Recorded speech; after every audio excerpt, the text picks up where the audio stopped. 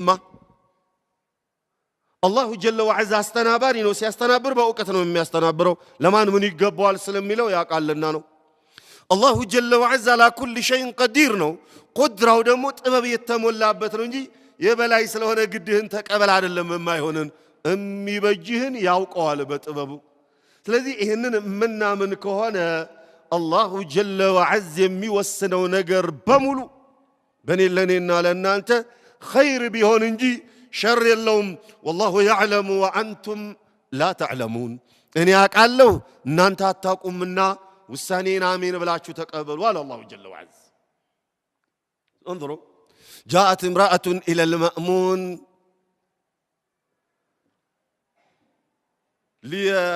ليطلق ابنها من السجن سألت عند ستيو ود مأمون متاچنا ልጄ እስር ቤት ለውና ያለውና فاطلقه لي አለች ፍታልኝ አለች فكتب المأمون إلى عامله فقال فلان ابن فلان يطلق فكان هو يريد أن يكتب يشنق فأطلقه عامله فرآه فكتب إلى عامله مرة ثانية فلان ابن فلان يطلق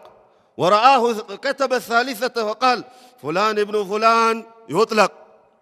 وفي الثالثة قال فلان ابن فلان يطلق ثم يطلق ثم يطلق رغم أنف أبي من أراد الله أن يطلق فلا يشنق إن اجتمعت السماوات والأرض على أن يشنق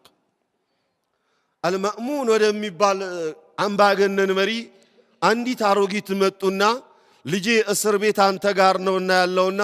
እባክህን ፍታልኝ አንድ ያለኝ ረዳት ያጋሪ ነው አለቻቸው ለካስ ማዕሙን ያንን ሰው ሞት ፈርዶበት ተረስቶ ተዘንግቶ ቆይቷልና ስታስታውሰው ሰትየዋ ወደ ጋርዱ ወደ ዘበኛዎቹ የወታደሮቹ ምናምኖቹ ሲጽፍ ምን አለ የእንትና ልጅ ይፈታ ብሎ ጻፈ እሱ የፈለገው ይሽነቅ ነው ያኒ አንገቱ ላይ ገመድ ይደረግበትና ይንጠልጠል ለማለት ነው የፈለገው